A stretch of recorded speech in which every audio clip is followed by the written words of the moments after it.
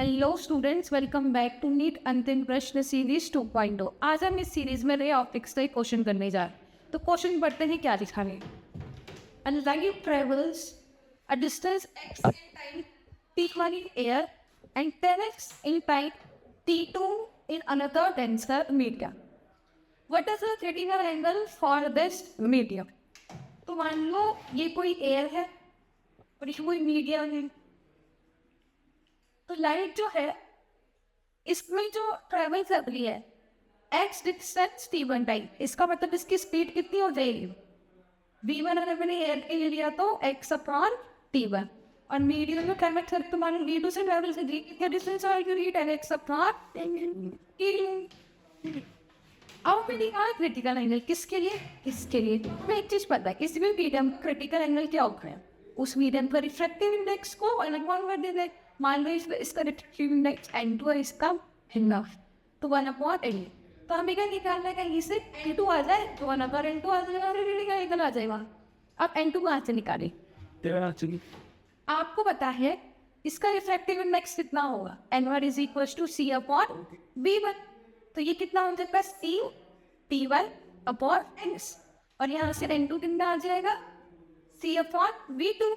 वो कितना हो जाएगा, v2 कितना है मेरे पास, ठीक है।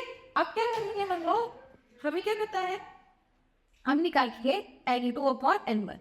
n2/n1 कितना हो जाएगा, देखो c से c तो कैंसिल हो जाएगा, बचा क्या हमारे पास ऊपर t2/10 t1। n2 ऊपर n1 क्या आ जाएगा t2/10 t1। हमें क्या निकालना है, n2 निकालना है, तभी तो हम यहाँ पे थीटा सी की वैल्यू निकाल पाएंगे। n2 कितना हो जाएगा यहाँ से n1 t2/10 t1। और एयर का रिफ्रैक्टिव इंडेक्स हम एयर पे कितना लेते हैं, 1 लेते हैं एयर के लिए। तो n1 की वैल्यू कितनी हो जाएगी 1, तो यहाँ से कितना आ जाएगा t2/10 t1। अब हमें साइन थीटा सी की वैल्यू लिखेंगे, क्या लिखेंगे, sine theta c equals to 1/n2। n2 कितना है मेरे पास t2/10 t1, ये पड़ जाएगा तो 10 t1/t2 और साइन थीटा सी। थीटा सी कितना आ गया, साइन इनवर्स 10 t1/t1। तो ये हमारा आंसर है।